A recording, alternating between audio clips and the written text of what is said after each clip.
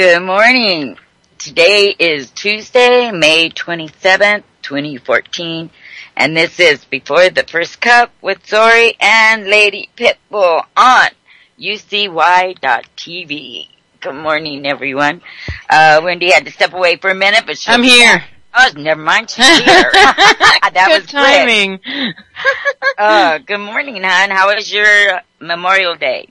It was totally chilled out. Good. Relaxed, kind of. Yeah, I take care of a lady who's 101 years old. Wow, that must be fun. I mean, it is. She's got to have lots of stories to tell. She's so cool. I just love going to visit her. But you know what? At 101, dude, she is still jet-setting around the world. She's like on her way to Europe tomorrow. It's just, and she travels by herself and everything, you know? That's like amazing. Yeah. Yeah, man. She's wonderful. She's still, she lives by herself, like I've said, and she just is a go-getter. She's awesome. I wouldn't mind living that long if I kept all my faculties. She does. She totally has all of her faculties, I mean, she can still get around. She has to have a cane or a walker or whatever, but, man, she does it. She does real good. Yeah, like this one lady, I remember reading an article on her. I think she was somewhere in her 90s, but she had this old classic car that she still drove, changed the oil in, did the tune-ups in. Just amazing how some people could just keep going and going, Yeah, it's, you gotta have the right mindset to do it. Yeah, and I don't know. Sometimes I think it's the way you live, sometimes I don't. Some people live up to be 100, drink whiskey every day, still smoke a pipe or a cigar, and, You do hear about those people. I mean, it's like, look at George Burns. He was well into his 90s, right? And he smoked cigars and drank every day. Right. So it's amazing. Yeah. What happens. This lady doesn't, drink or smoke or anything like that. So, it just fascinates me how much they've seen. Yeah. Yeah. And this lady comes from like the Baltic states area, like Latvia, Lithuania, Estonia, that region. So, she went through Stalin, you know what I mean? She actually went through Lenin and Stalin. She was probably too young to remember all the crap Lenin did, but, you know what I mean? Like, while it was happening. And, but boy, I'll tell you, she went through World War II, and she's definitely told me some stories about that. But I wanted to record her. I asked her, can we record, like, some of the stories about the war? And she said, it's too painful for me to recount a lot of that stuff. And I don't blame her for not wanting to, sit around and going through that again. Yeah. But her stories are absolutely amazing. I've known her for like 20 years now. So, it's pretty cool. Yeah. I mean, just look at the changes we've seen in our lifetime. Imagine hers. I mean, I couldn't even fathom. Yeah, isn't that amazing to think about? It's totally, I guess there's a 115-year-old lady that's around here in Michigan. And she's still totally kicking too. Yeah, my landlady's 97, and Chris, quick as a bell. I mean, the only thing that bothers her is she still can't drive. Right. Yeah.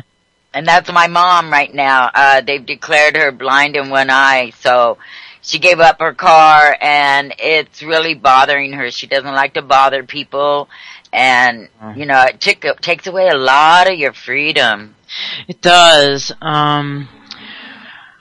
Where this lady I'm talking about lives, she lives around the Ann Arbor area in Michigan here, and Ann Arbor's got a really, really neat transit system through their yellow cab.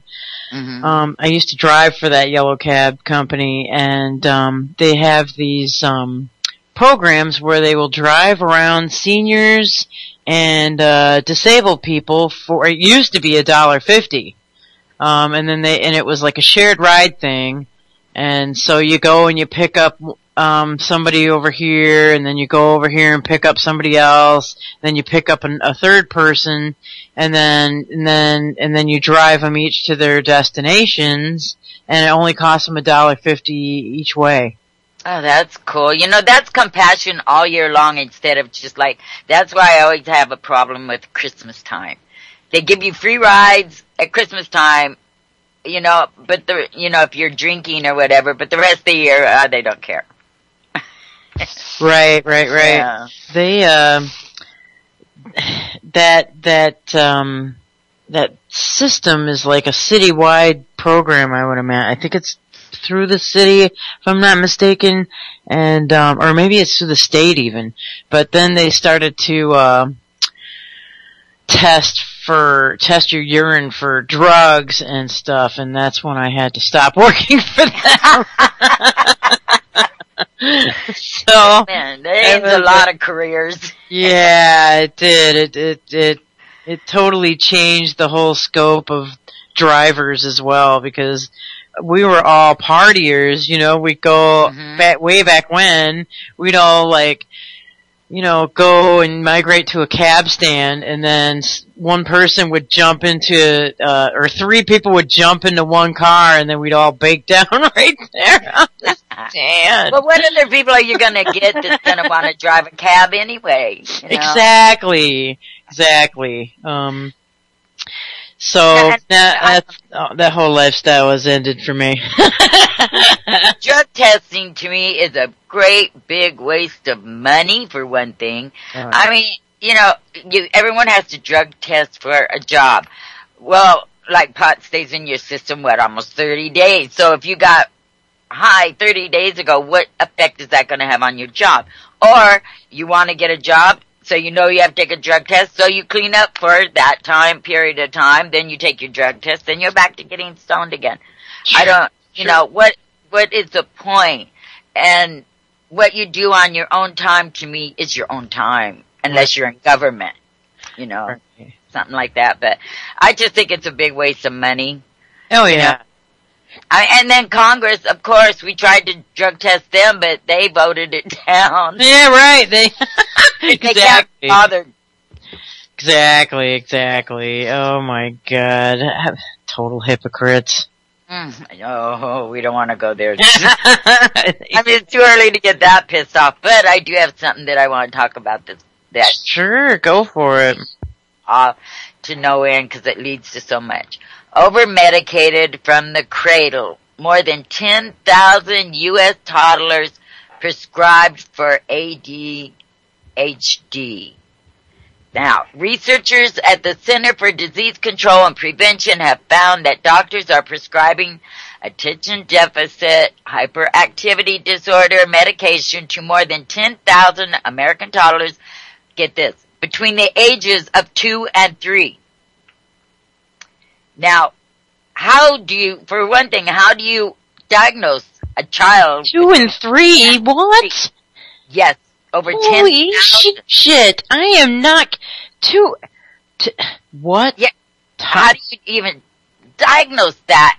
And you know, the problem, I see a lot of it, like, in order for a doctor to diagnose a 2 or 3-year-old, they're not seeing them from the school or being trained in that way. Parents are taking their kids in. Why? Are they too late to raise them?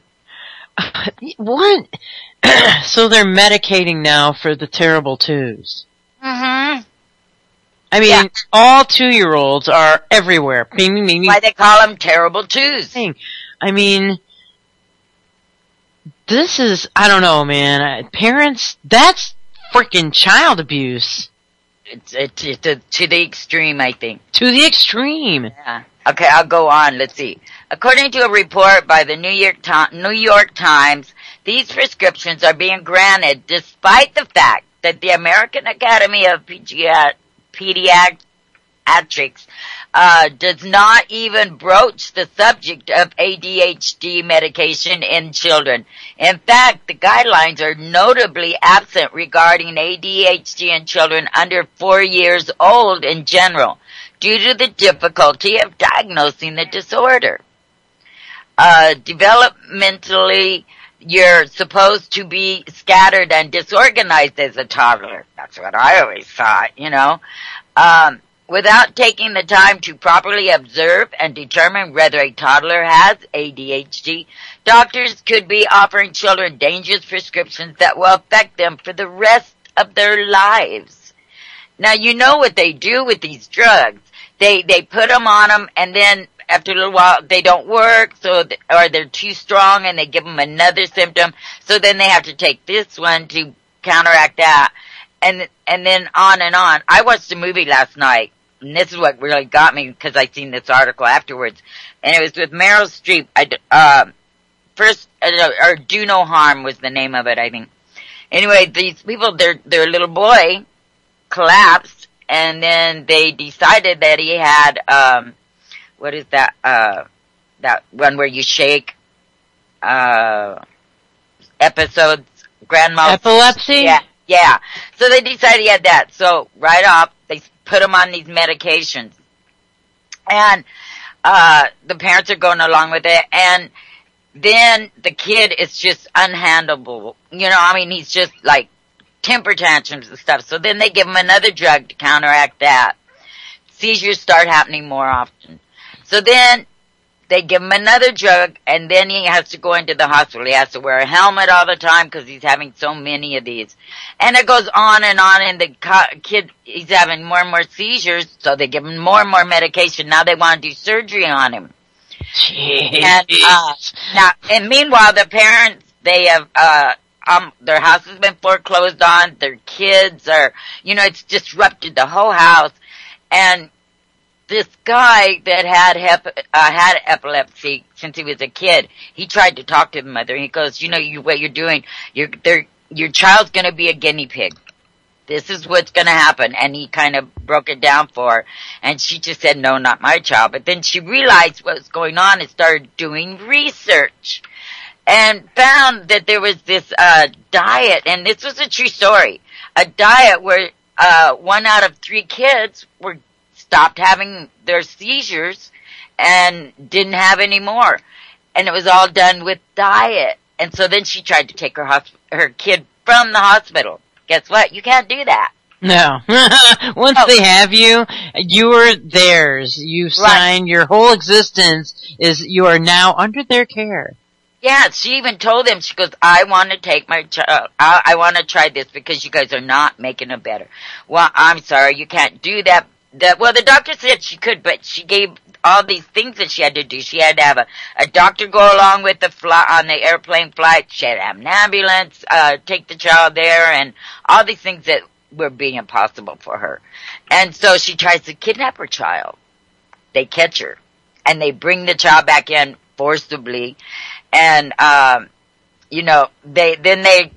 next step, if she doesn't agree, is to take her to court and take her off custody of him and put her in custody of the state.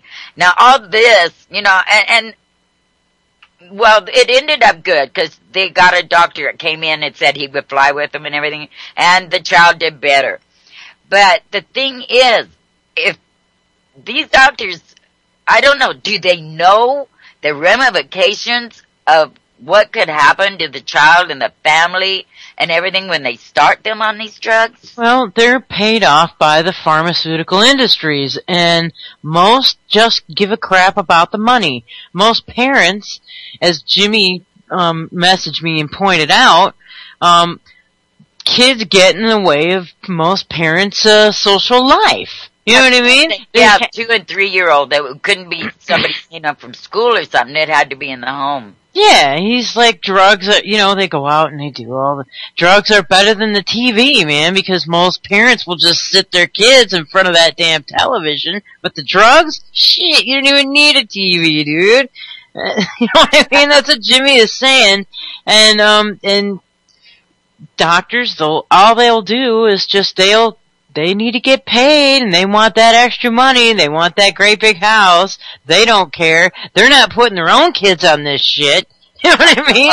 But they're getting paid big ass money by the pharmaceutical industry in order to do this. And it can go on for so long because there's, I don't know of anyone that started, that has done SSRIs that got prescribed one medication and didn't get added on 10 or 15. Right. So the great agenda of the pharmaceutical companies, as we're all aware of, because it starts with the parents and it goes all the way up to this agenda. The agenda overall is to get as people as medicated. Medicated and unable to fight when the time comes.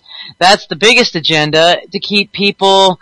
It's called Brave New World by Aldous Huxley. Mm-hmm. And that is, we've heard Huxley's voice many times where he says that, with a, literally it's a chemical lobotomy. And with this chemical lobotomy that will come in the future, which it's here, people will learn to love their servitude. Yeah. Okay, I'm going to go on with this. There's some more to this article, and it goes on. People prescribing to 2-year-olds are just winging it. It is outside the standard of care, and they should be subject to malpractice if something goes wrong with a kid, said behavioral pediatrician Dr. Lawrence Diller. During their study, researchers at the CDC assembled data from Medicaid claims in Georgia, as well as claims from the research firm MarketScan. By applying the state's rates of medication in toddlers aged 2 and 3, typically considered to match up with rates around the U.S., the agency's Suzanne Visor was able to estimate the number of medicated infants across the country. If we applied Georgia's rate to the number of toddlers on Medicaid nationwide, we would expect at least 10,000 of those to be on ADHD medication. If this information from the MarketScan was also applied, that number would jump by another 4,000. Some of the drugs used include Adderall and Ritalin. Oh my God. Yeah, but only Adderall has been approved by the FDA for children under 6 years of age. Use of Ritalin could be linked to some studies showing its potential on younger children, but it is still not authorized for kids under the age of 4 by the American Academy of Pediatrics. So, under 6 years old, you give a child a medication they are sensitive to, so they may be more likely to have irritability, trouble sleeping, and you're not addressing the difficulty of a child concentrating. Even doctors who said they could understand why a small number of children would be prescribed ADHD medication stated that adjusting home life should be the first priority. The sheer number of young children on medication suggests, however, that many doctors and parents are looking to take the easy way out. And I just can't see a doctor. I don't see how any doctor could prescribe to a 2 or 3 year old for this. I mean, terrible twos, everyone's kid goes through that, of the screaming and the tantrum. They're just finding out they have control. And to take that away from them? Yeah, and this is where their little brains are, in the most sensitive stages of development is, when they're born 5 years old. That, and if you induce, like, drugs in that system, you're going to create, a handicapped individual.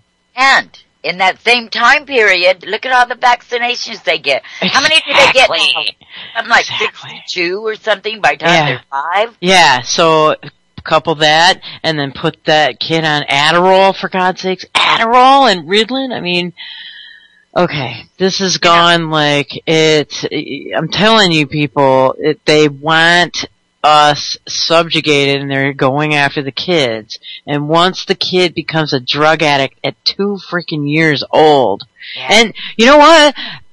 Nobody's saying anything about this aspect. What if the mother's on all kinds of prescription drugs because of issues that she has, and that's why she can't handle the child. Exactly. And, oh man, it's just this horrible vicious circle, and it's beyond child abuse. It's almost like, let's call it what it is, people, child sacrifice. Right, and almost every case that goes before a judge or family judge, whatever they're called, where they want to put a child on medication and the parent says no, the court always sides with the medication. Oh, sure. What do you do? They force you to do it, and then even if you fight, this one woman, I read her story, it was heart-wrenching, but she did not want her child put on these drugs. It all started with the school when he was disrupting the class, and she got her child and went to Canada. And she was up there almost a year before they got extradition to bring the child back and put the child on medication. She stayed up there for a few months because if she came back, she was going to be arrested and put in jail. But she couldn't handle it anymore. She came back because her child needed her, and she did get put in jail for 6 months, and then she got out. And now she's back with her child, but her child's still being medicated because the court said so. And she's watching her child deteriorate. It's so sad. Even if you try and do the right thing as a parent, could you imagine having your child and then them, like the school getting a hold of you and saying, I'm sorry, your child's disruptive, and we send them to the nurse and they evaluate and we're going to put them on medication. And you're going to know you're not. Right. Then they take your child away. Now who do our children belong to? The state. That's right. Absolutely. They'll just, once you get into the system, whether it's through drugs or, you are a teenager and you steal something from a store, bam, you're in the system. Once you're in, it's incredibly hard to get out.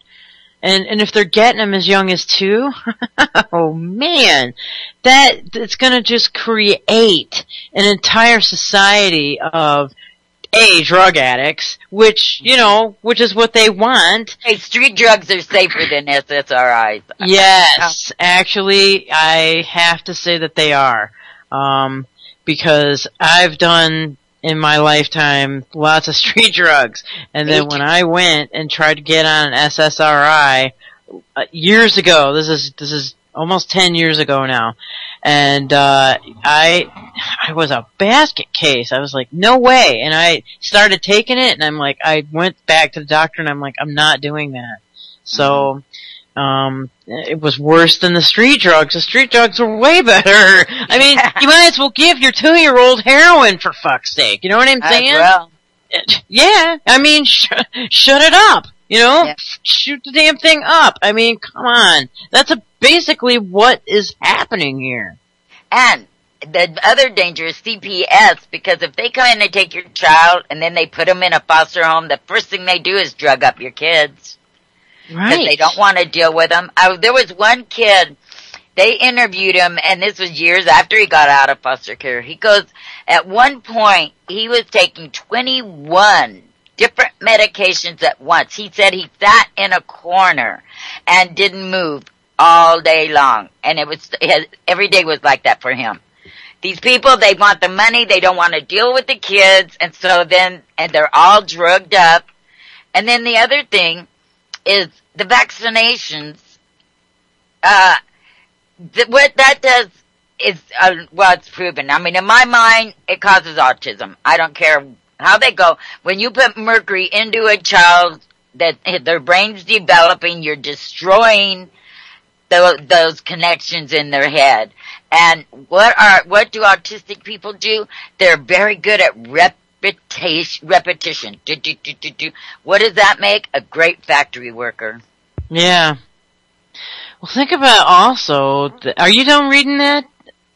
Wait, no, there's just a little bit more. Let me finish this up. Yeah. Some kids are having really legitimate problems. Dr. Doris Greenberg told the Times, but you also have overwhelmed parents who can't cope with the doctor prescribes as a knee-jerk reaction. You have children with depression or anxiety who can present the same way, and these medications can just make those problems worse. This isn't the first time that ADHD treatment has come under scrutiny. As RT reported late last year, the authors of the primary study promoting medication over behavioral therapy now have serious reservations about their initial findings. While medication is proven to be cheaper than therapy, which is not always sufficiently covered by insurers, it can also produce side effects such as anxiety, depression, insomnia, and even addiction. I hope it doesn't do irreparable damage, said one of the study co-authors. The people who pay the price in the end are the kids. That's the biggest tragedy of all, and that's true. Okay, that's the end of it. Yeah. Wow. I mean, it used to be when you went to a shrink, you were having problems, in your life, and what did you do? You went in for an hour and talked and tried to find the source to get, and that really heals somebody. Yeah. But, and the shrinks, they've never really been really considered a doctor by doctors. No, it's fake. It's all fake. Psychiatry's fake. Until they came up with the pharmaceutical company and they started writing that book where all doctors go back to that one book of symptoms, which, I mean, this last year, they added grief to it.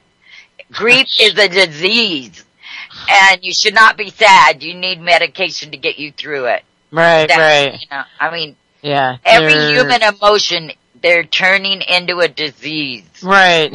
Humans are a disease. That's pretty much what they're trying to tell us. So what happens is that, God, if you give these drugs to a 2-year-old, and then obviously they're going to start having more problems as they grow up, and then they get put on other medications, and they get diagnosed with bipolar, and then they get diagnosed with, they start heaping on the diagnoses, and then giving them more drugs for those diagnoses, and then, by the time they're a teenager, they've gone through so much trauma with their bodies, and probably most likely bad diets, because if parents who are going to literally put their 2-year-old on medication such as this, they're eating crap at home on top of it, and they're being allowed,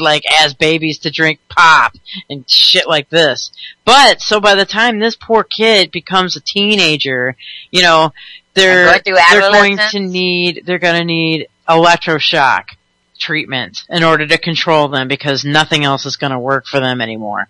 You know what I mean? And that's just it. So that's the hardest time in life. If you remember back to your teens, I mean, you're so confused and it's such a traumatic time in your life. And if you're on these drugs, I mean, you can't even get through it, even with your parents' help or anything else.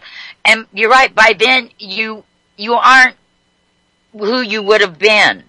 No, at all, not at all. There's a doctor down in Texas, and his name is John Breeding, and he wrote a book about this very subject, and it's called "The Wildest Colts Make the Best Horses." And the whole idea behind it is that,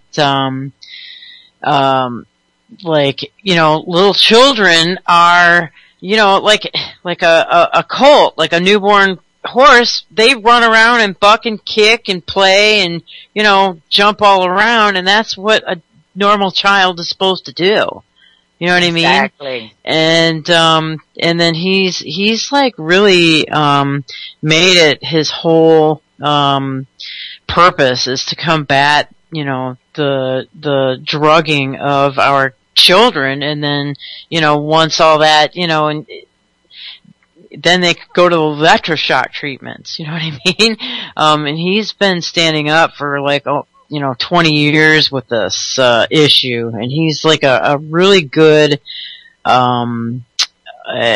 resource in order to try and handle problems with your children in a more natural way. Obviously the diet, lack of vitamins. Why don't parents start there first? Before they go to, the doctor, and why don't you just try cutting sugar out? I think, personally, sugar is the gateway drug. You know what I mean? It has a lot to do with it, yeah, and all the other stuff in our processed foods. Another one is Gary No. He is a fighter for kids and against vaccines and all these SSRIs. I mean, the man, he is nonstop. I mean, he's been in Washington and he brings out the facts. And, he even proved that no matter how many facts you give Congress in any committee meeting or anything about how horrible a problem this is, nothing gets done. Right, exactly. And why is that? Well, yeah, it's the pharmaceutical industry that's the great oppressor here, and it's, and they do this, and this is part of their multifaceted attack on humanity itself. The robotics and the tech is another facet. So this is the medical industry facet. Then the food and the consumption, food industry, with Monsanto and everything. And then, we've got this over here with, the government crap going on in it. So it's this multifaceted way of, literally turning us into, jelly sacks of human beings. Right, and government doesn't want this to change because people might unite and go after them because they'll see what they're really doing. I posted a video just now in chat. That is a video that every single person should watch or have watched. It goes through the facts, and they go out on the street. What's the name of the video? It's Making a Killing, the truth about psychotropic drugs. Oh, that's a good one. That's a very good one. It is a fantastic one. And how many people do you know that their medicine cabinets are full of pills? Mm-hmm. Yeah, that was put out by the Mormon Church, LDS. That was an LDS publication. Did you know that? No, I didn't, but I don't care who published it. It's full of facts. It's a great... It is full of... Yeah, it's... they go out on the street and they ask people, have you ever been put on these drugs or know someone? Everyone knew somebody, at least, if they weren't on them. Right. And they go through a list. I mean, the people that I don't know, I know Ritalin, but like Adderall, I never heard of it. And all these drugs, I haven't because I don't go to doctors and I don't take prescription drugs. I don't care what they are. Right, you don't pay attention to this stuff. But when I watched that video, and there's so much money to be made. They talk to these reps that go out for the pharmaceutical companies, and when they talk about how much money they get, you can get rich just out pushing these drugs that are bad. Absolutely. And they pull off all kinds of gimmicks in order to sell this crap on TV. It's almost every freaking commercial you see there, it's, and then they've got all kinds of stupid crap that the pharmaceutical companies, I don't know, I've heard that they actually send like really young, like, hooker types to doctors to pawn their freaking meds off, and then this pharmaceutical rep will stay and have fun with the doctor in a back room somewhere. Sure. I mean, there's so much, the pharmaceutical companies make, what they do mostly, and they pay these well-known doctors, the doctors that people respect, lots and lots of money to go out and give lectures and promote their drugs, and then those doctors that go to these lectures go back to their office thinking they're doing the right thing, a lot of them, but that only works for a little while, because then any doctor would have to see the real effect, the truth about what the drug's doing, and they should stop, but they don't. Get hooked on the money. Well, they don't, and they have to, like, toe that line with their colleagues, otherwise they'll be ostracized without a job. And there's not a lot of docs that are willing to, do the right thing, because this crap that they're doing now is not the right thing. It's horrible. Here we go. We're back to the children. It starts when they're young. They want to get them while they're young, and we're not going to have any doctors if this continues, because it'll be just this giant.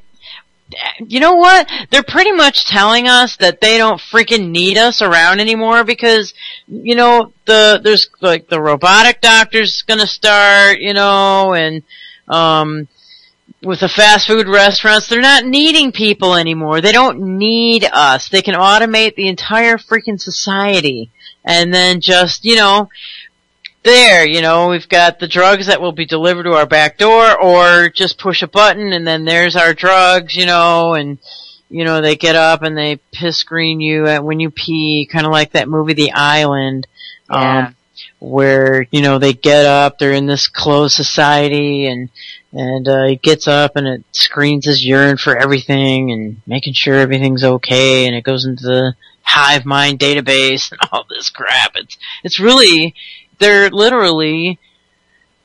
we were saying yesterday, it was the same thing we were saying yesterday about the soldiers, they're automating everything, they're drones, and literally they're just throwing our soldiers to the waste can. They're throwing our kids and our babies in the waste can. They don't need humanity anymore. They're beyond us now. So they see. So they think. Yeah. So this is where it all is gonna go. Unless, humans stand up for themselves and stand up for each other and stop all this horrible, heinous crap from happening. Well, when your life is taken from you at 2 and 3 years old, which it is when they put you on any of these drugs at that age, and in that movie, they went around with hidden camera to all these different shrinks, and it didn't take a half hour to be walking out of that office with a psychotropic drug. Sure. Not even a half hour. They don't even, like, a few of them, they didn't even evaluate the child or the person and talk to them and kind of figured out. The person said, well, I have this and this symptoms, and then, oh, here you go. Yeah. Well, yeah. Or they give you free samples to start you out. Here, try these, see if that'll help. And you come back, well, that helped. Okay, well, here's the script. And like on, what is the most popular drug? Xanax, I think? Something like that. Oh, yeah, Xanax is really bad. It can cost $100 and something or $200 a month for that. You know how much it costs them to make it? 11 cents. Right. Oh, absolutely. They are making such bank off of us. This is another way that they drain everybody's life savings. This is another way that they're, $250,000 a minute. Yeah, and Obamacare is going to ensure that this is the end of it, the end of the American population here, right now, bam. And if we don't pay for it, then we don't get to be using the rest of the system and the banking grid and everything else. So it's all interconnected, you know. Yeah, it is. And Obamacare did not get health care for anyone who didn't have it before. In fact, if you couldn't afford it before, you sure as hell can't afford it now. Exactly. And soon they'll just freaking give these pharmaceuticals away for free. You know what I mean? Because at a certain point, they're just going to need everybody on these. And in order to become in order to get health care at all, this is all in the future, you know. Mm-hmm. They're just gonna start giving away these freaking drugs for free, and you have to be on these drugs in order to get the health insurance, and you know how you can see where all this is going. You have to be in the system in order to use the system, and this is, it's gotta stop now, because it's, I don't know, and I don't understand these parents allowing this to happen to their own children. I feel for the parents that don't want it and are forced by the court system. I mean, it literally makes you a criminal to care for your child. And every time they go in front of a judge, they take these shrinks. Well, the judges are compromised. The doctors are compromised. It's all a giant spider web, you know, that we're all trapped in. And everybody, and there's really nobody who's immune to this. It doesn't matter if you're living like in the woods, like, you know, on some mountain somewhere. They're gonna come for everyone. Yeah, and and they wonder why kids have such a disconnect. Exactly. You know, and that's I think that's the main reason right there. I mean, how do you communicate with a vegetable? Well, you don't. That's why they're gonna, you know, there's gonna be debtor prisons and more prisons and more mental institutions. You know, we have a debtor's prison already. Go up in front of a judge. Absolutely. And if you can't pay the fine that he puts on you, he'll give you jail time. Now, what is that if it's not debtor's prison? Absolutely. And these kids that are being put on these drugs, they're not going to be able to hold down jobs. You kidding me? I mean, that's a laugh and a half. Well, where they're going to end up is in jail or killed, you know, for you know, something that when he, in a teen, if he has a toy gun or whatever, gets in a fight or something, cops gonna come beat him to death if he's homeless, like that guy, like Thomas. Either it'll be prison, in jail, dead, or drooling in a corner. Yep. That's about it. Or autistic and working in a factory, just putting it out. Yeah, that too. And look, companies are already taking advantage of that. Look at the Goodwill, what came out last year. They are paying those people in there that are, you know, cleaning up and fixing things that get donated 23 cents an hour. Yeah, just like China. But we give it a name. We are doing it. It's called the Goodwill. If we didn't allow them to go back there and do that for 23 cents an hour, they would have to sit home. So really, we're the good guys here. Yeah. We're the minority, so. I mean, all the things that we've always hated about other countries, like China and their child factories and the way they treated their prisoners. Wow, where did they learn it from? Us, I think. Exactly. Yeah. So, it's, you know, if you have kids, well, and, you know, even if you, want to not get your kids vaccinated, now you can't most states you don't just fill out a form. You have to go in front of a judge and convince that judge of your sincerity and your religious belief in order to not have your child vaccinated. Wow. I've not heard that. Oh, yeah. Wow. Listen to Gary, Null, some of his documentaries. I mean, it shows him one time, he was in front of a committee in Washington, D.C. I mean, I watch it over and over because this man, he presented so many facts. I mean, documented about how, vaccines are not tested right and that they're letting the pharmaceuticals do the testing. And I mean, such fire in that man, and the committee, their jaws dropped at the facts he was giving them, and we're still getting our kids vaccinated. What's the name of that movie so people can find it on YouTube? Oh yeah, okay, let me find that one because, in fact, I'll even give you the link because this one, it's a 3-part, and I mean, that's how I found out, well, it's just for people that aren't in the chat right now. What's the name of the film? Well, yeah, I gotta, it's Gary No, what was, Gary No, if you go under, wait, oh yeah, okay, here it is. Vaccines, the Toxic Truth. And there we go. Yeah, and it'll just blow your mind. I mean, I watched that and I just went, oh my God, and by the time he was done, the people in the room there, I swear, their jaws dropped. Sure. And that's how I found out how much, it cost them to make these pharmaceuticals. I mean, he was going through, where you pay $300 for this amount, they pay 23 cents to make it. Oh, absolutely.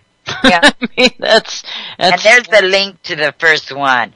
But I mean, this guy, it's his life's work. I mean, he's just all over the place fighting for people's rights to decide what goes in their bodies and in their child's bodies. Well, we all better start figuring this out pretty damn quick. Because we're gonna have like 5-year-old kids like committing suicide on these drugs. Because that's one of the biggest side effects is they want to commit suicide. Or they want to go out and kill everybody because they're hearing voices in their heads that are telling them to. I mean, even like Jules said when she brought up that she got put on them once, and it wasn't long before she was having these weird thoughts in her head, like nobody cares and this and that, and she had the strength, to say, hey, wait a minute, I'm not taking them no more. Mm-hmm. Is that right? But you take a young person that isn't really, that in charge of their lives and stuff, and start putting them on this. What's to control this? Yeah, there isn't anything to control it. It's supposed to be like this. This is the way they want it, to keep us all in the system under their thumb. And like that, I mean, I wouldn't put it past them to like drug up a kid and hand him a gun. Sure. Well, look at what happened just now in California a couple days ago. I mean, that kid was being seen by multiple therapists. And they didn't catch on that, that this kid's gonna, go out and hurt somebody. After he was announcing it, oh, I'm gonna write a manifesto. Oh, I'm gonna put YouTube videos on it. Well, gee, why didn't I see that coming? Right. I mean, come on. I don't know. Every single time that there's a shooting, what is the first thing they go for? Guns. Well, hey, it wasn't the gun that pulled its own trigger. No. What made that kid pull the trigger? And this kid put it all out there what made him do it. And nobody noticed. And he was more than likely on these drugs too. Mm-hmm. I'll bet you anything he was. Every shooter. They always are. Every single shooter so far has been on these drugs. But you don't hear that on mainstream because the pharmaceutical companies, that wouldn't get the guns off the streets. That would take the medication away from the people, maybe. That's right. So, yeah, they're not going to talk about that aspect of it. Yeah. All these shootings. And the other thing is, every one of these shootings were in gun-free zones. And Sure. that doesn't register in anybody's brain. Right. Yeah, I don't really want to go off and talk about that shooter. I mean, the whole damn thing seems staged to me again, you know. But, it just seems so hokey and like scripted, and I don't know. well, yeah, they're losing the fight on the guns, you know, trying to take people's guns away. Look it's doing the opposite effect. Look at Georgia. Guns anywhere, everywhere. Mm-hmm. So, you know, they gotta bring some other tragedy up so that they can make people scared, so that we'll bow down and go, oh, please protect us. Here, take my guns. I trust you. Right, absolutely. Yeah. Oh my God. So, yeah. Anyway, watching that movie last night and then seeing that about, you know, the 2 and 3 year olds, that did it for me this morning. And what do? You know, I hand that, making a killing out to everyone I know that has kids. And I tell them, when you're done watching it, you pass it to someone else who has kids. yeah, well, absolutely. All right. We'll go kind of to the other side of the spectrum here, and let's start talking about how we treat our elders. Okay. You know, right now so we've gone over how we are starting to treat our children. Now, when we get old, there's a Swiss group now that is going to allow assisted dying for elderly who are not terminally ill. Oh my God. Yeah, so hang on for this one. Let's see. Exit adds, quote, suicide due to old age to its statutes. Its statutes giving people suffering from age-related problems the choice to end their life. This makes me sick because I know this lady who's 101, jet setting still. This really pisses me off and makes me sick. It says a Swiss organization that helps people take their own lives has voted to extend its services to elderly people who are not terminally ill. Exit added, quote, suicides due to old age, unquote. They added the suicide due to old age to their statutes at a annual general meeting held over the weekend, allowing people suffering from psychological or physical problems associated with old age the choice to end their life.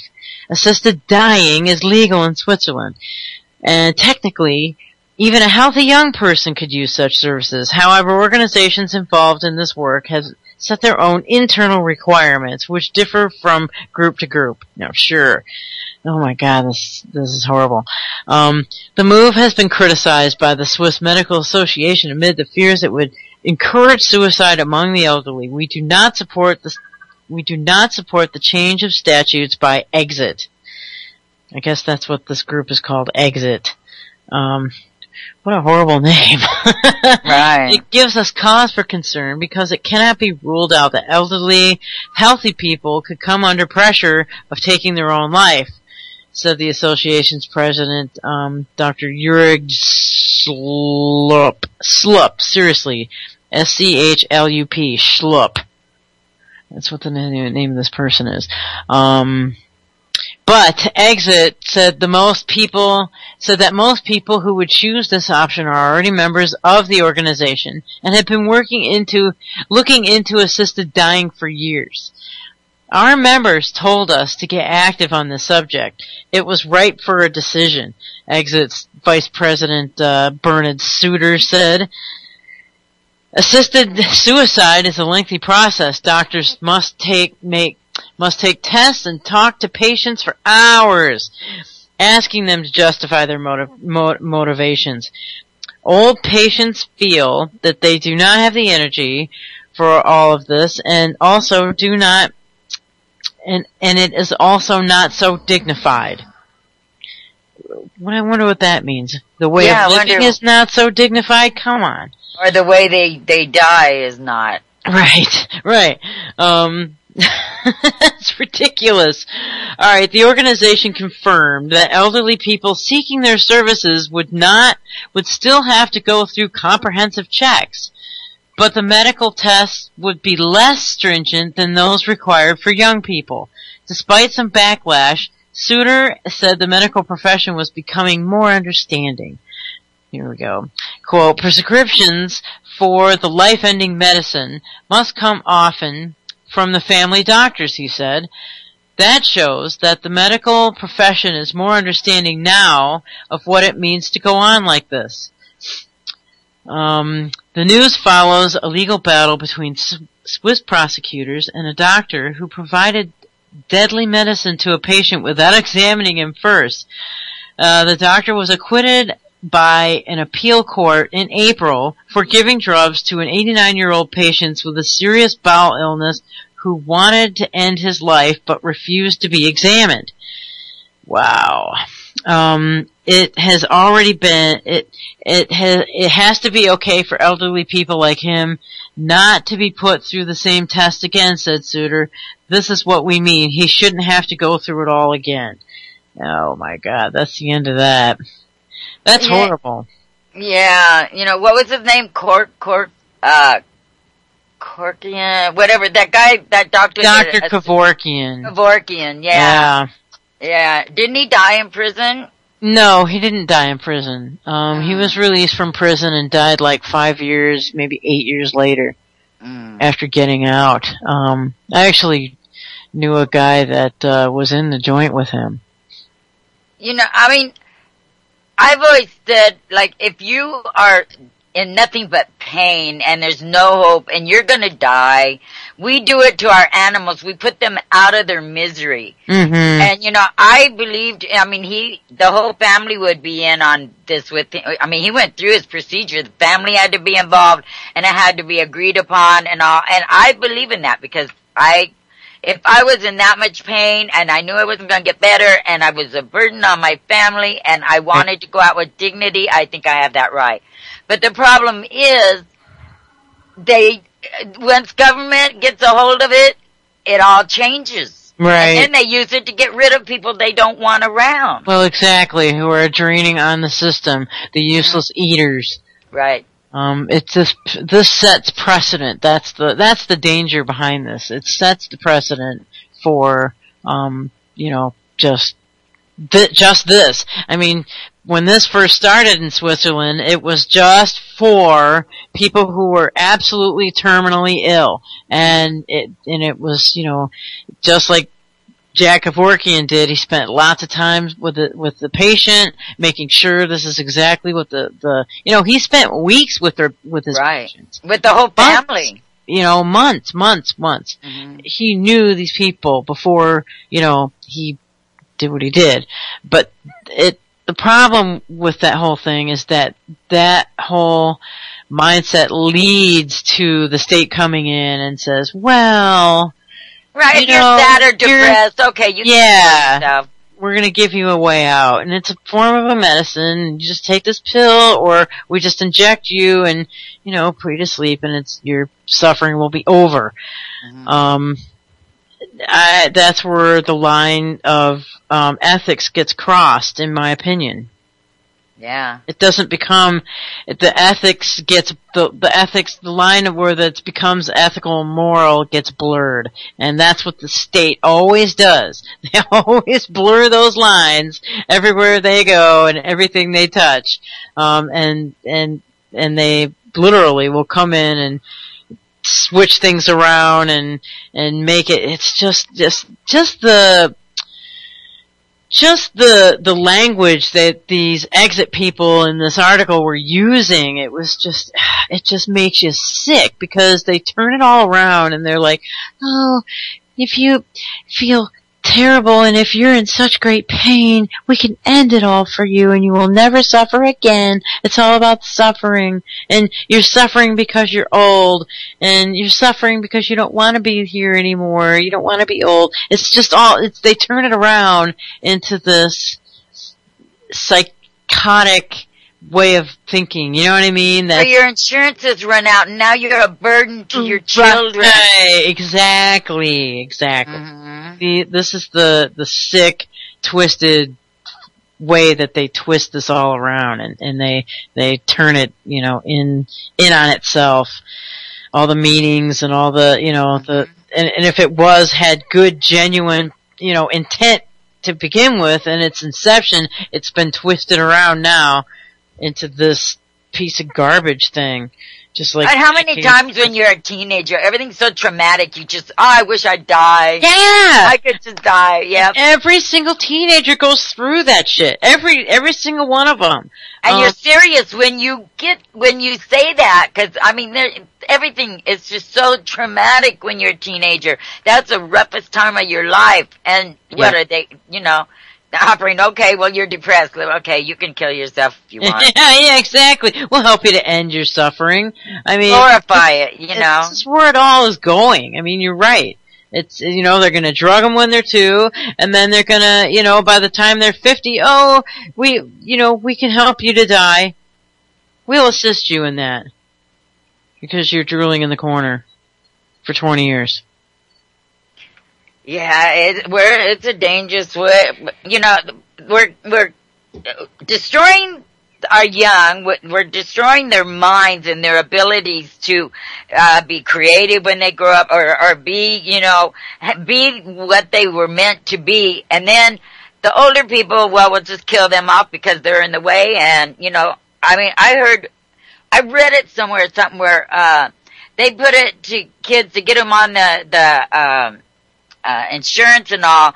Like, if we would let this old person die, then you would have a better chance of getting into the money to get into college and stuff. They use these tactics, and in this me society that we seem to have generated, it's scary. Yeah, absolutely. Well, we've been talking about this kind of stuff for the last hour. Maybe we should get on what's going on in the world. Okay, well, that is going on in the world. Yeah, it is definitely going on in the world. So what do you have lined up? There's an update to the story that I read yesterday, and I kind of want to hit on this. Let's see. The story that I read about the White House exposing the identity of the CIA chief. Yeah, by accident. Yeah. Yeah, by accident. So here's an update to that, and it's pretty interesting. Let's see. Sorry to switch gears like this, but hey, let's move on. Right? Here we go. White House staff tried to unring the bell after revealing CIA chief's identity. The White House blew the cover of the top CIA agent in Afghanistan on Sunday when the person's name was included on a list given to reporters during a visit to the country by President Obama. The name was then emailed by the White House press office to a distribution of more than 6,000 recipients, mostly members of the U.S. media. The agent in question, after they've named him, now they're unnaming him, the agent in question, listed as a chief of station, would be a top manager of CIA activity in Afghanistan, including intelligence collection and a drone warfare program under which unmanned aerial vehicles mount cross-border attacks into Pakistan.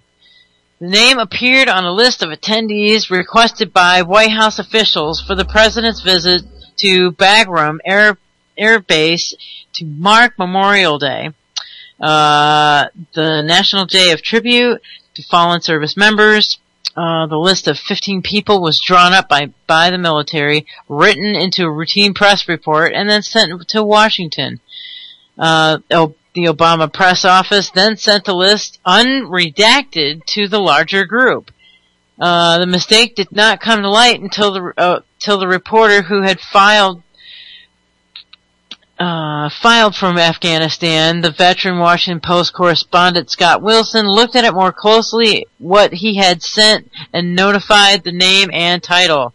I drew it to their attention before they had noticed what happened, Wilson said on Monday, hours after returning from the 33-year-old trip overseas. I asked the press official that was with us on the trip if they knew that the station chief had been identified on the list. That person said they did not know that, but because the list was provided by the military, they assumed it was okay. By this time, the list was out. Soon after, I think they talked to their bosses and realized it was not okay, and they tried to figure out what to do about this, if there was a way to kind of unring the bell. The name was left off a subsequent report from Bagram. Sorry guys, I'm kind of butchering it. Let's see. Yeah, this is not too much longer. The White House declined to comment on Monday on the disclosure. It was unclear whether or how the disclosure would affect U.S. intelligence operations in Afghanistan. An internet search of the name turned up no results. Of course. Of course not. They're not going to have that information on the internet. It is extremely rare for a U.S. intelligence operative to be outed by the U.S. government.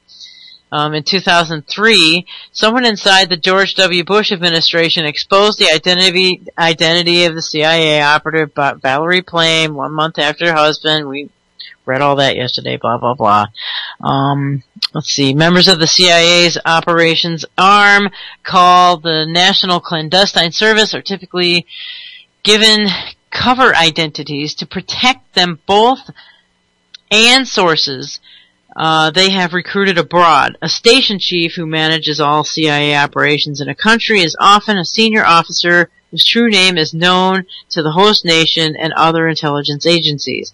The term station chief is sensitive enough. However, the former officers usually are not allowed to use it in their resume in connection with specific countries, even after their covers have been lifted. Because the Afghanistan station chief is known to Afghan officials and lives in a heavily guarded compound, he may be able to continue his job. In 2010, the station chief in Pakistan, Jonathan Bank, was evacuated after local newspapers published his name in connection with a lawsuit and what he was threatened. Wilson said time pressure, high-level activity tied to President's visit, and relative inexperience of military officers involved could have contributed to the mistake. My impression was that these were very junior people trying to follow an order they don't fully understand or get the ramifications of, he said. There are a number of misunderstandings and mistakes, including my own failure to review the list before including it in my email in my pool report. I wish I had. I regret it. So these people... They don't do things by accident. I think it was done on purpose. You're right. Abso-freaking-lutely. That you took the words right out of my mouth. This stuff doesn't happen in a freaking vacuum.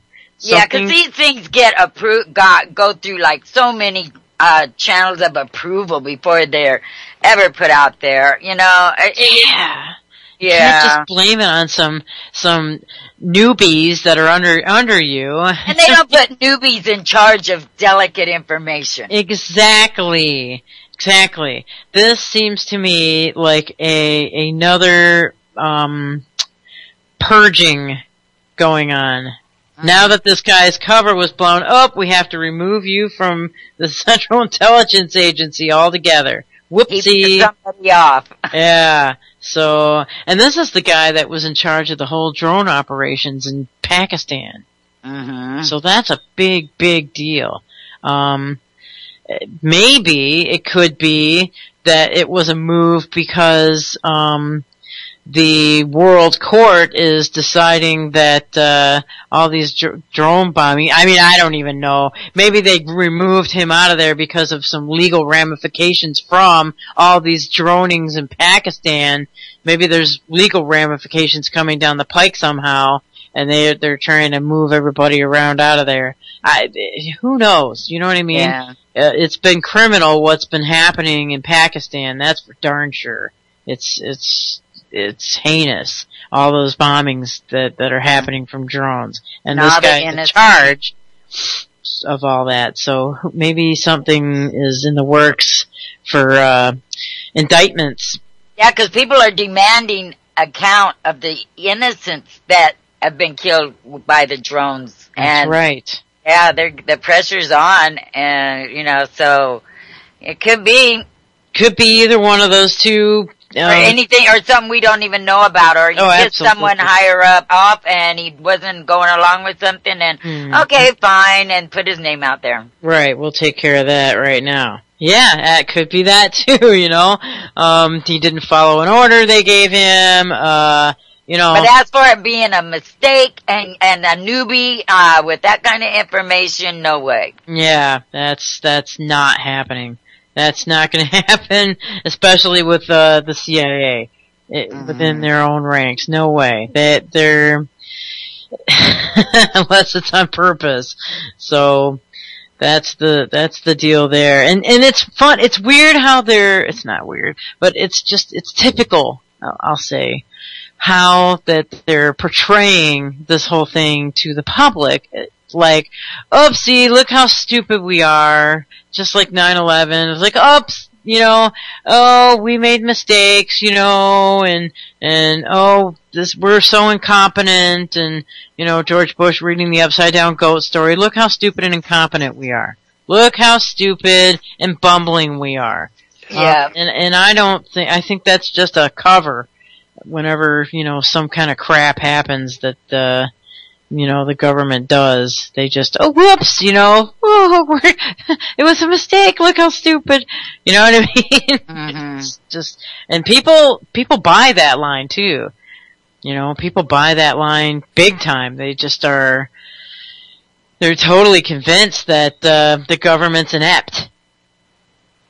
And, then you have, the older people that believed in their country, and they just can't face it that their country that they, have supported and loved all their life have been this evil all along. They can't believe that their country would do this to them or to their soldiers or, and what a sad way, I feel,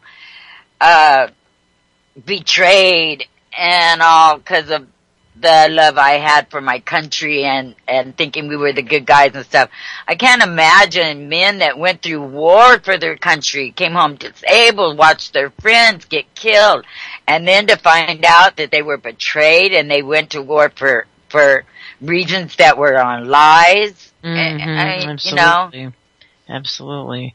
Which is where PTSD happens, they realize that they're killing all these innocent people that have nothing to do with any of this crap. And when you're there, I'm sure, it's like them or you in a lot of cases, but then it's like anything else. Killing, if you've killed enough people, then it becomes easier and easier and easier. Right, absolutely. It's like anything else, yeah. And that's why our government fears our vets so much. Yep. That's how it works, man. There's speaking of drones, let's see. A passenger pilot dodges drone. Huh? Yeah. This is a nice short nice short article.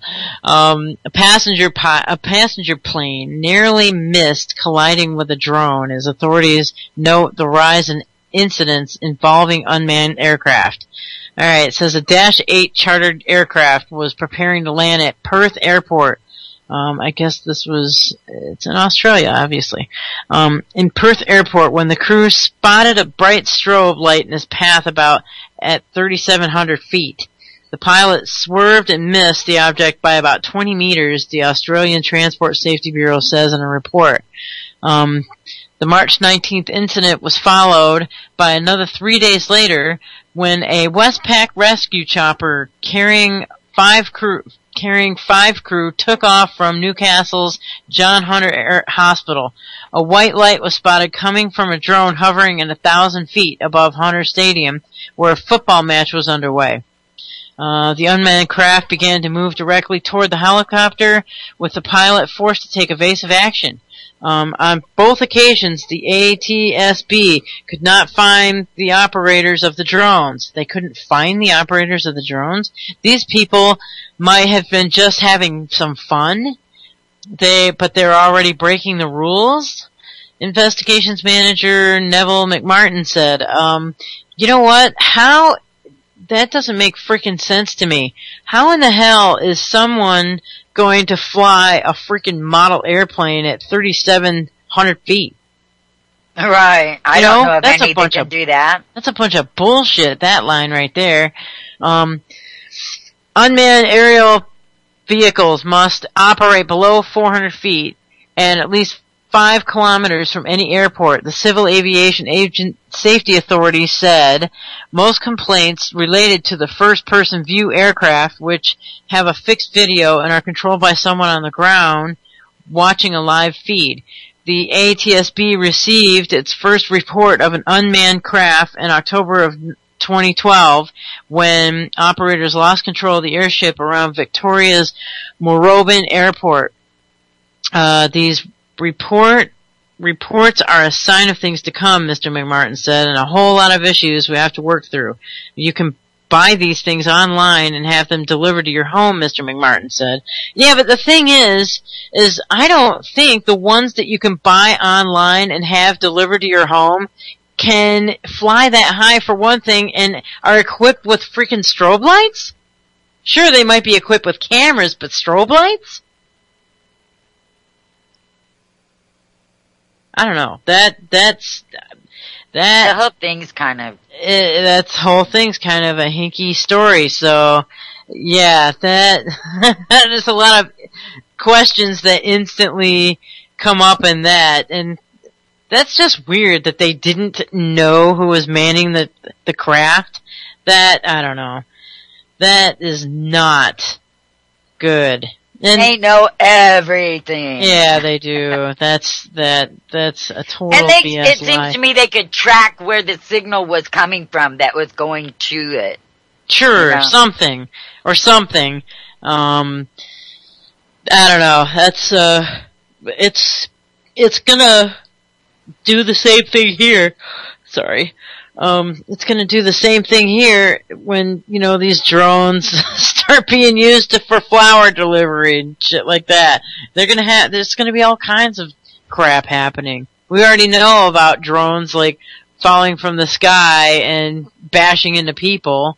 That's happened a bunch of times. You can go on YouTube and actually put in, drones falling on people and get, like, several videos of that incident all over the place happening where people have been hit by drones. So I don't know, this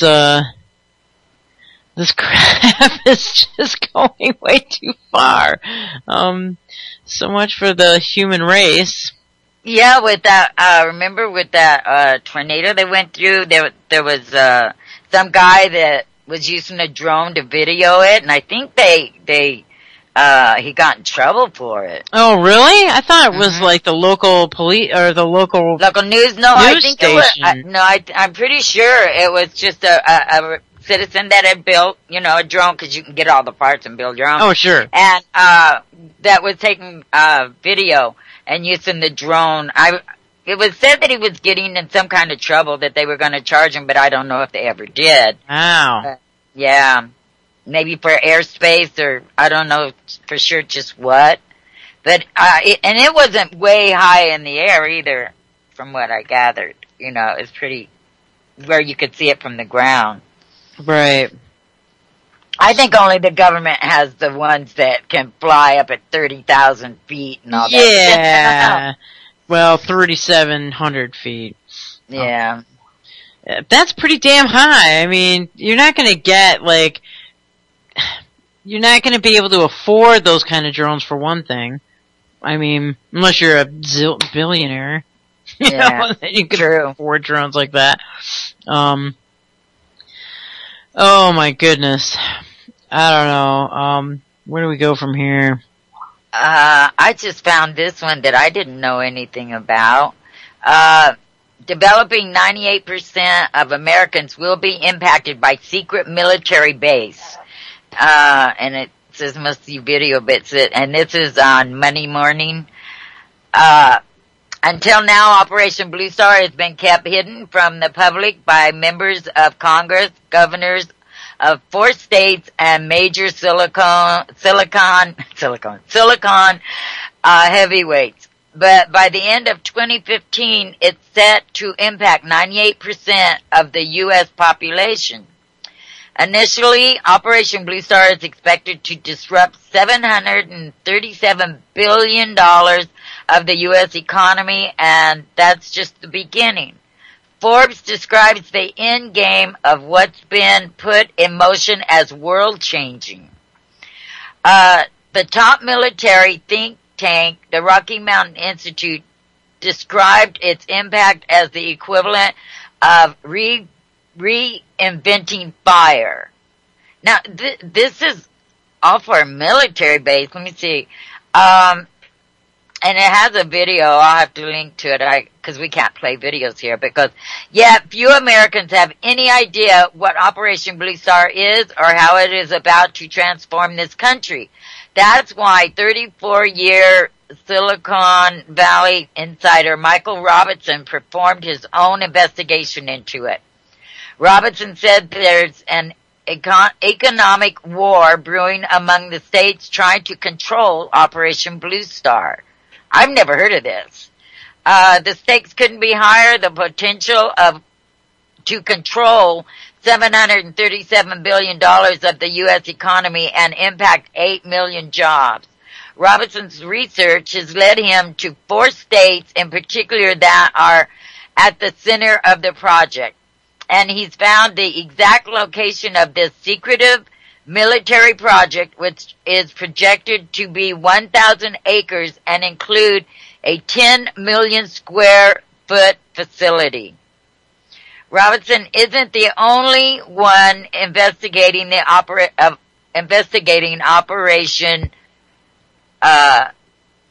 Where'd it go? Oh, I lost my place. Hold on. That's what I get for looking at it. Operation Blue Star. Morgan Stanley released its own report on the project and determined that we are witnessing the most disruptive intersection of manufacturing, innovation, and capital experience in more than a century. Wired magazine believes this is starting a truly transformative revolution. A 10 million square feet, or about the size of 174 football fields. The production facility alone will be enormous. And, wow, that, I haven't never heard of this. There's a video there to it also. But that caught my eye. I mean, what would we need with such a big military base?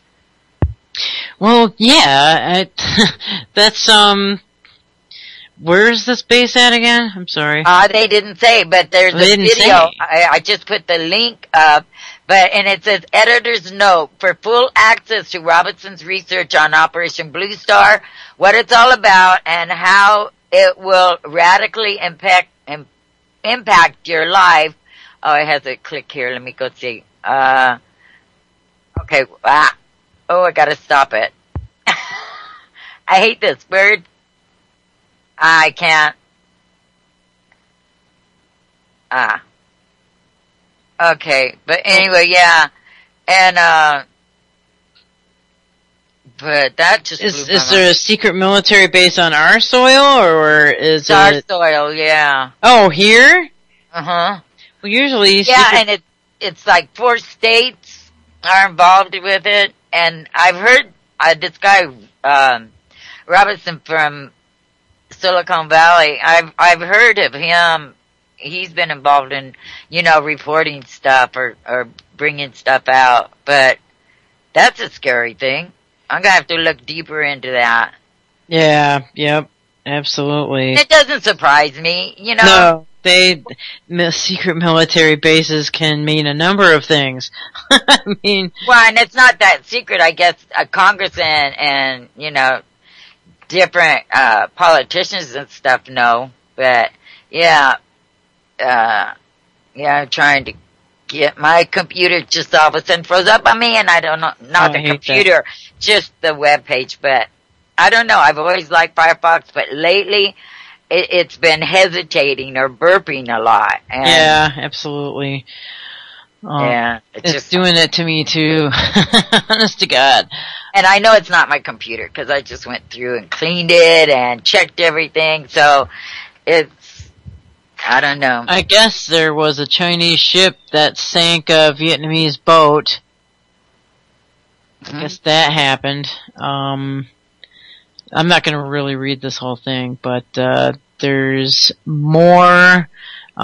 It was, let's see, Vietnam and China traded barbs over the sinking of a Vietnamese fishing boat. Their most serious bilateral standoff since 2007, as China asserts its claims in the disputed South China Sea. It was rammed by a Chinese boat, Vietnamese foreign military spokesman said by phone.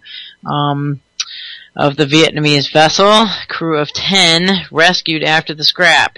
The incident occurred after some 40 Chinese fishing vessels encircled a group of Vietnamese boats in Vietnam's exclusive economic zone, the government of Hanoi said in a statement on its website. So, I guess Vietnam and China are at it again, and wow, there's just becoming the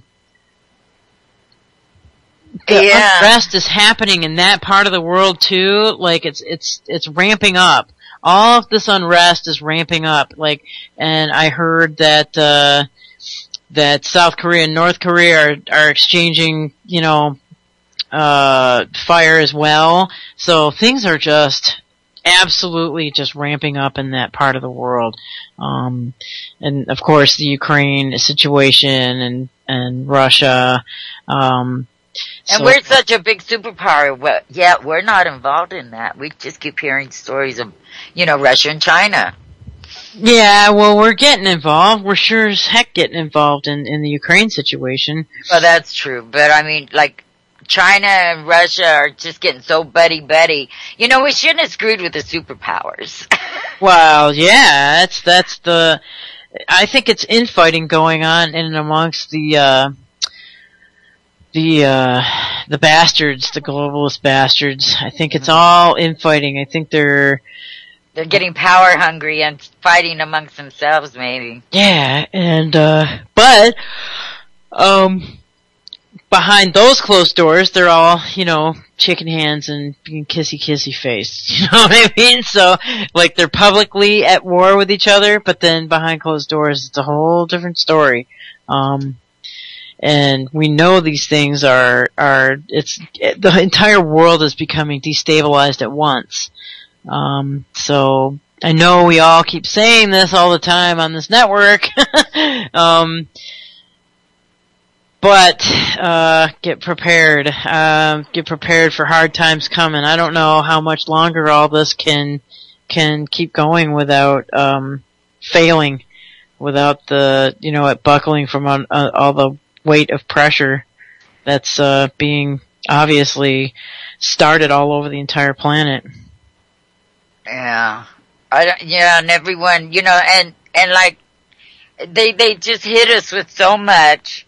So repeat, like our interest is here. We're looking at this. We're looking at that. We're looking at it. It's just so fast moving that it overwhelms people. It overwhelms me with the amount of things coming at us at every day. Speed. Every day, something new happens. Every day, something more gets swept under the rug. Every single day. And it's hard, to stay centered on anything, because you're human. You get, you get distracted, and sometimes you can, say, oh yeah, catch it for what it is and say, I'm not going to go there and go somewhere else, but it's hard. Absolutely. It's very hard. Especially when it's coming down in slow motion, yet it's going so fast that it's hard to keep up with it. But yet the ramifications of all this is what's kind of incrementally coming down on our heads. So we don't notice it happening, even though all this crap is happening at a fast pace. So how the hell do we deal with that kind of shit, It's crazy. Right. It's absolutely crazy. We try to decipher it on this network, we try to do a good job, keeping everybody informed on what's happening, but, damn, it's rough. Sometimes it gets really, really hard doing this. Yeah. It's just like, trying to connect the dots anymore. I don't know, to me, I would say even 5-7 years ago, it was a lot easier for me to look at things and see, what was behind it or go back and say, well, this happened back here. Okay, well, look at what are they saying now? So, could relate, you could put together, you could find those dots and stuff. But it's getting harder and harder and harder to, because they're so intertwined. Yes, absolutely. So you got all that stuff going on, over there in the East. Keep us involved over there instead of watching what's happening to us here. And right. Yeah. So there's all that going on. There's all the stuff going on, in Iran and the Middle East and all that destabilization there. And then we move back over to Africa and wow, here comes the other prong here that I was talking about. I'm sorry I'm bouncing all over the place, but we should probably hit on these articles. Guinea announces 2 new cases of Ebola in a previously unaffected area. So I'm going to hop over to Africa now and talk about get off the drones and get off all that stuff. Alright, you ready? It says, Guinean health officials announced 2 new confirmed cases of Ebola on Friday in an area previously untouched by the virus, which has killed more than 100 people in West Africa, but which Guinea's government has said is now under control. West Africa's deadly outbreak of Ebola spread from a remote corner of the country to the capital, Conakry, and to a neighboring Liberia, causing panic across a region struggling with weak healthcare system and porous borders. We recorded 2 new cases in Tamile.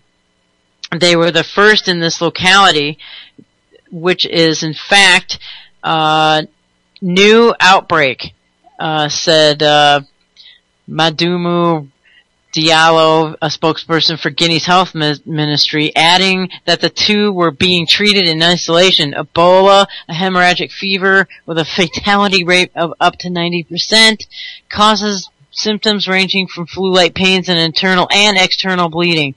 It is transmitted between humans by touching victims or through bodily fluids.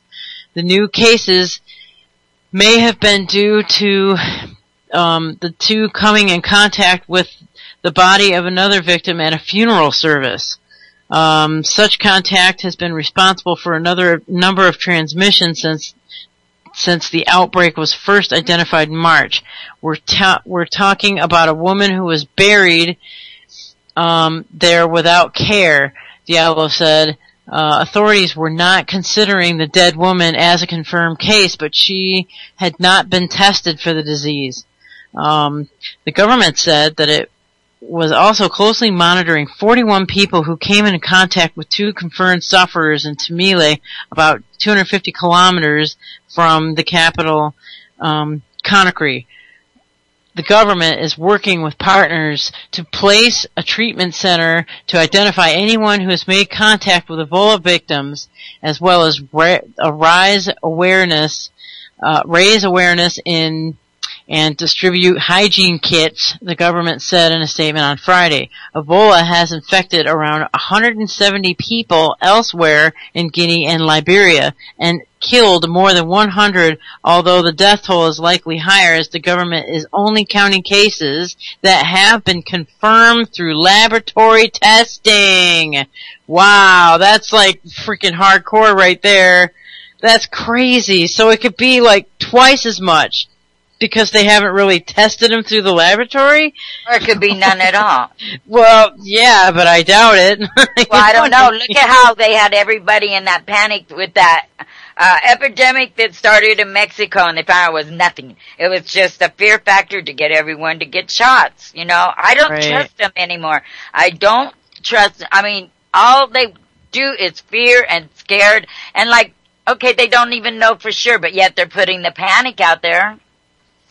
You know, it's just hard to believe anything they say when their whole agenda is to keep everybody scared and to get everyone to get forcibly inoculated, you know. Well, sure, but when there's some real people like dying all around you, then it's a little bit different, huh?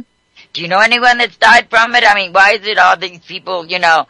I mean, I don't know. I'm saying if you're in Africa, you know what I mean? There's people like dying all around you, and you know all these people that have been affected by it, then you kind of got to take them seriously in that respect.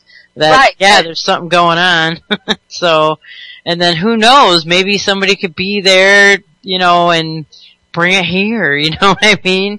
Then when it starts happening here, you can't just like go, well, I don't trust anything they say, which I don't, and I think you have a point there, but on the other hand, you can't. No, when there's real danger, like look at the radiation that's coming and hitting us, but they don't tell us about that. Yeah. Well, something that's happening over in Africa, you know, so I don't know, they don't tell you about the dangers that are affecting your everyday life. No, right, and they cover those up and and you do have a point, they definitely do that kind of stuff. I mean, I'm not saying you're wrong. The last line of this says, no new cases of Ebola have been detected since April 26 in Conakry, where an outbreak could pose the biggest threat of an epidemic due to the city's role as an international travel hub. So that's crazy though. They're only counting the cases that have been confirmed through laboratory testing. So, and these people live like Guinea and Liberia, they have like remote areas within them,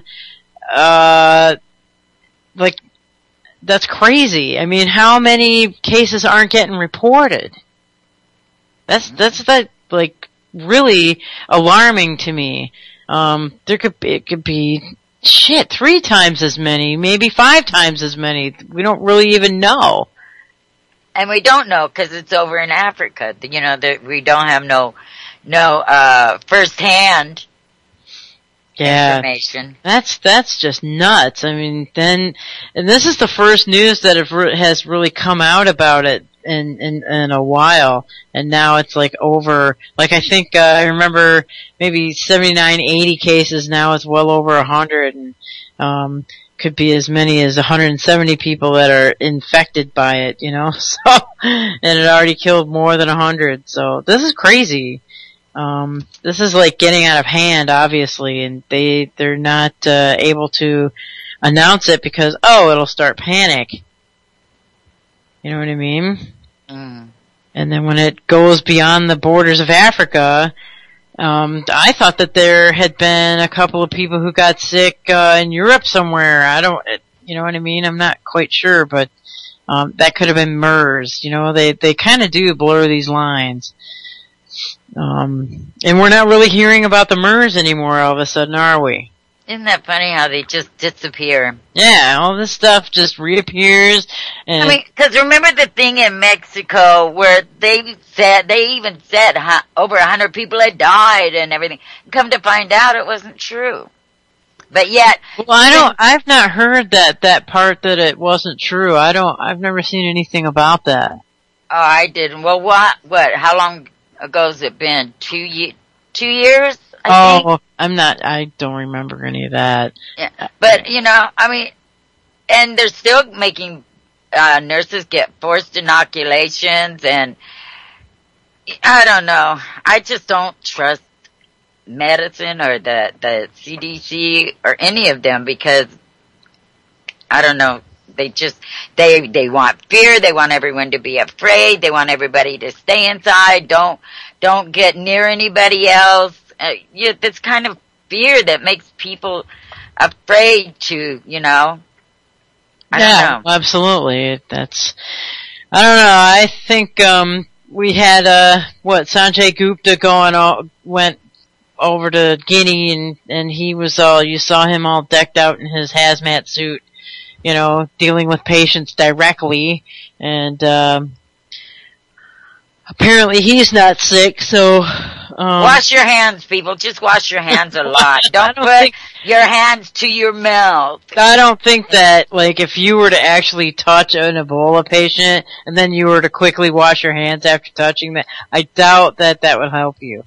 That's true. So, in other words, live your life and don't be scared, because if it's gonna happen, it's gonna happen. Yeah. Yeah.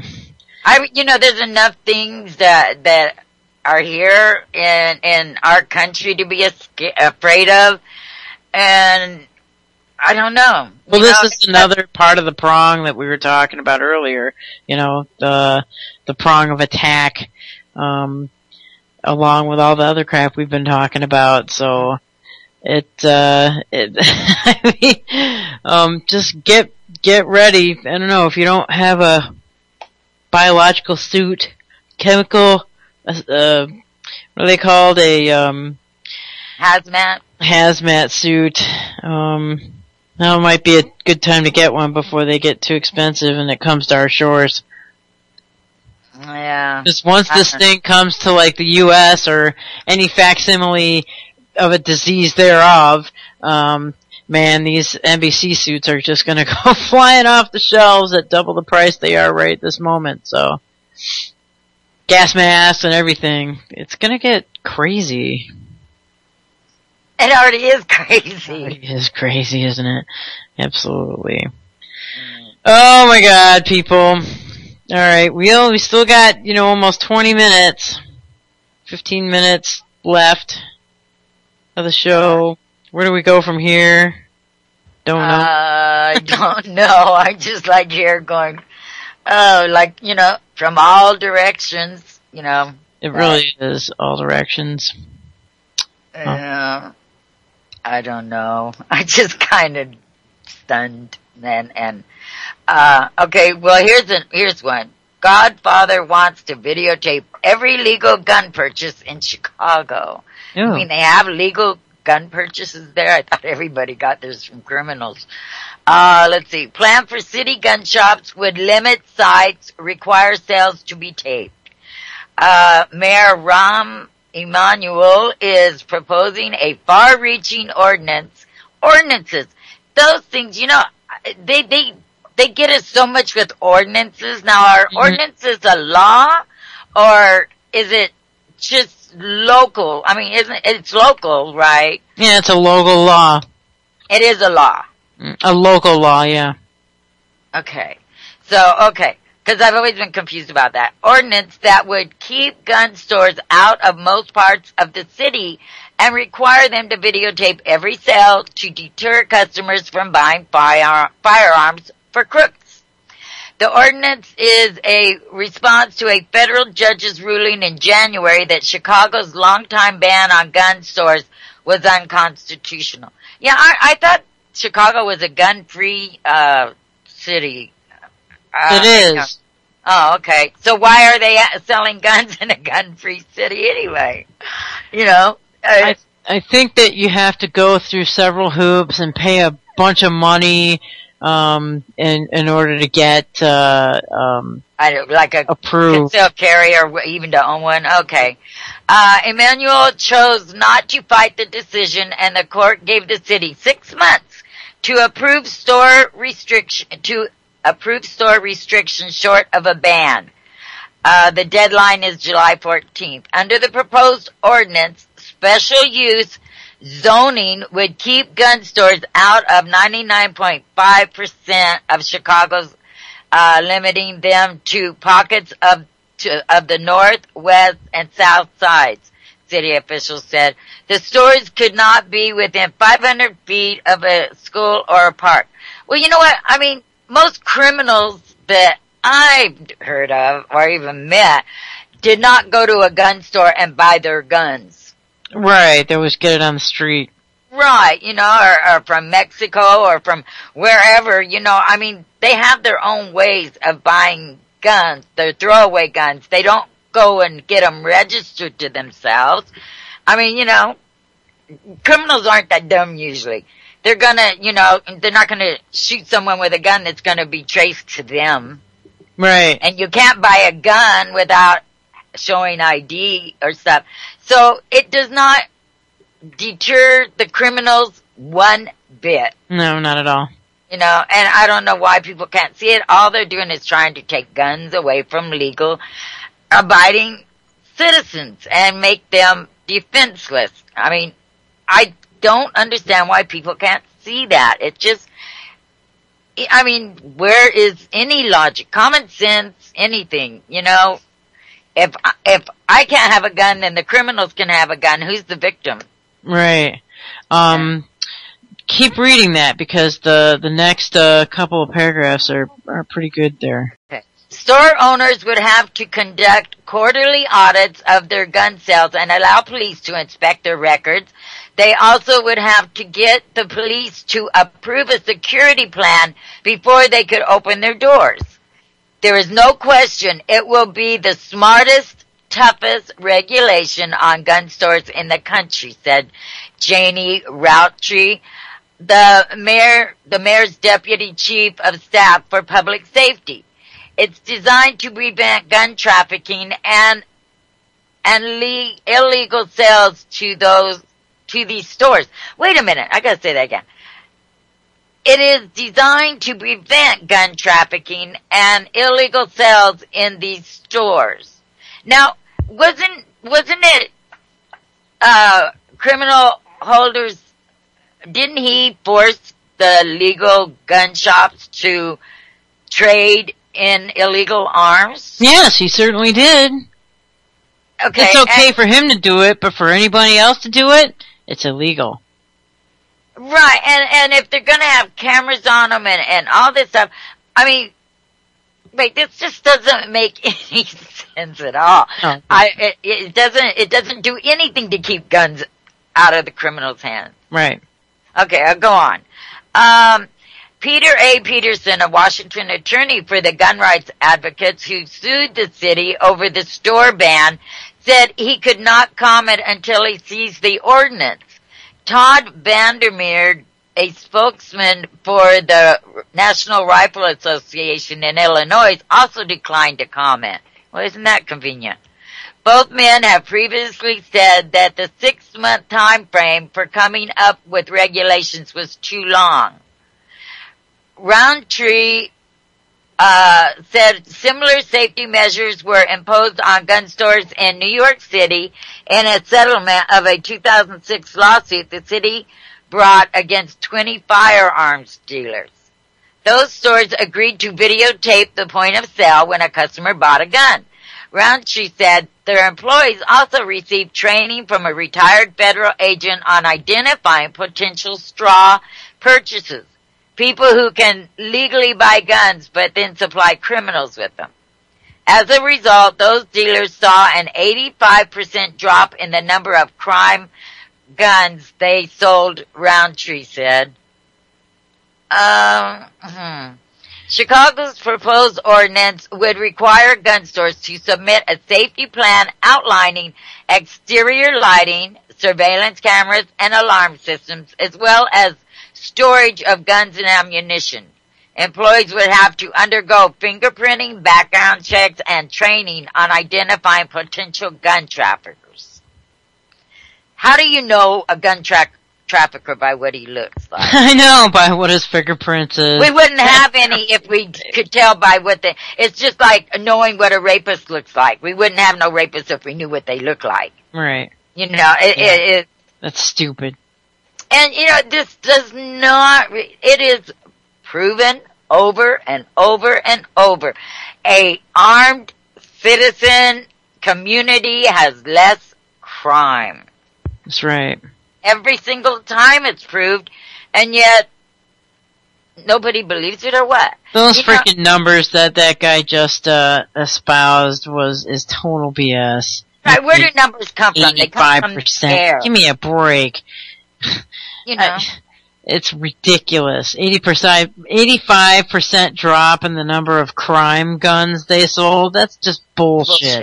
Yeah, because the same amount of criminals had the same amount of guns. You know, and not all crimes are with guns, but the fact that anyone can I can pick a number and say a percentage anytime I want. Yeah, right.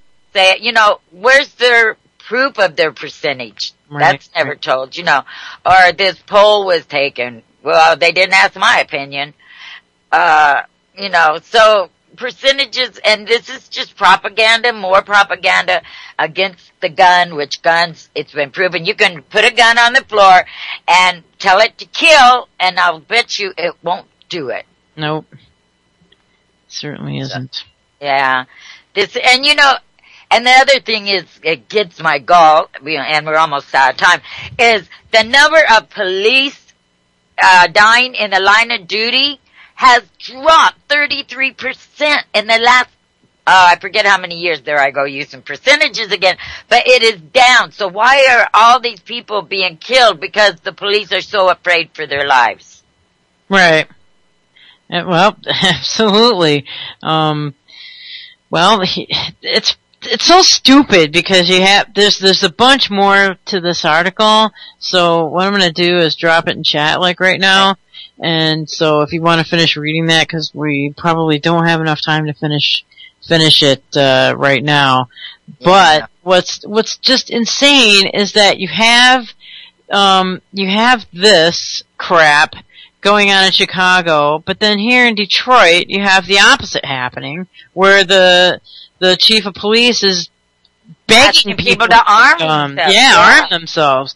And you know, he's not worried that the criminals are going to arm themselves with guns. Guess what, dude? They're already freaking armed. Right. This is one police captain that is really using his common sense and thinking with a level head. Yeah. Stupid ass Rahm freaking Emanuel is just doing what his masters are baiting him to do, and it's creating all kinds of crap and all kinds of chaos in Chicago, and I don't know. It's going to be a lot worse there. I can guarantee you, in 5 years' time, if you compare Chicago to Detroit, Chicago's going to have a way higher homicide rate than Detroit will have in 5 years' time. Right. What position was it that Emanuel held before he went back to be mayor of Chicago? He was appointed as Obama. He was in the cabinet. I can't remember what he. Something. And then now he's over there doing Obama's, whatever Obama wants. Anyway. Well, that's where Obama supposedly went to college and Chicago. And was a community organizer. Yeah, exactly. So all of his quote unquote base is there. So Rahm is part of his little base, and he's doing it mafia style. He's ruling Chicago now with a mafia style hand. Mm-hmm. It's sick. Makes me freaking want to puke. I'm not going to Chicago, not even for a visit anymore. And it was one of my daughter's favorite cities. It's a great city. I've been there. We actually went to it's called Medieval Times, and it's like a Renaissance dinner that you go and have dinner, and you get to watch jousting on real horses and stuff. It's totally cool. It was a great time. And they've got, wonderful museums and great pizza, great food, and now Rahm Emanuel is just turning it into a freaking giant cesspool. Yeah, we have a Renaissance here at the park every year, and they have actual jousting, and that is just wow. Those people, that takes a lot of nerve. Yeah, it's totally awesome. Why can't we just joust Rahm Emanuel right in the freaking Lake Michigan? Along with all his buddies. Along with his buddies. See ya! Oh my, the wind blew him away. All right. Yeah, there you go. That's the Windy City. To blow the trash right out. Actually, I wouldn't want the Lake Michigan to get poisoned by their very, you know what I mean? Just put them in, whatever. Just sucks. These people are criminals. They're the criminals. And they want the guns gone so that they are the only ones who have the guns in the end. And it's gonna backfire on them, I can guarantee you that. If we don't have guns, we are slaves. That's right. It. That's the bottom line, right there. And any survivor of the Holocaust or any of that, what is the very main thing they tell everyone? The first thing they say, don't give up your guns because you have no way to fight back. That's right. And that's it. And if you start putting your 2-year-old on drugs, there's no way they're going to be able to fight back. So we're literally disemboweling the next generations that are coming up behind us. Yeah. Okay, so we're almost out of time. What else is coming up today? Well, let's see. It's Tuesday, and Tuesday is always awesome here on UCY.TV. Right after us is Post Ignorance with Kevin fucking Blanche. He absolutely rules. I just love Kevin. Then at 1, we've got The Edge with John Stokes, and then at 3, stay tuned for the Jack Blood Show. And then at 6, we've got our good friend Chuck Ocelli with the Ocelli Effect. And that is awesome listen every single time, guys. And then at 8 o'clock, we've got the Continual Condition with Jonathan and Steven. At 9 is On the Brink with Jeff Wefferson. And at 10, we've got Primer Time with Dan and Michael. And I'm pretty sure those guys are going to be around tonight. At least I hope so. And then at 11, we've got Prepper Chicks After Dark. And she plays Conflicted on this radio network at 11 o'clock tonight. And that's always, always, always a great time here on UCY.TV. Yeah. Stay tuned, everybody. Yeah, tonight I'm going up to Wairika. They're showing that new documentary, Blue. They're having a free showing on it. And I'm hoping to meet Drew and Chuck. They may be going there. Oh, right on. Yeah, that'll be really cool. I'm looking forward to it. Fantastic. Well, good luck. I hope you get to meet them, man. That's always a good thing. Well, I hope everybody has a great day, and thanks a lot. I hope Jules will be with you guys tomorrow, and we love you all. And we'll see you on Thursday. Yep, see you on Thursday. Have a fun day, guys. Enjoy.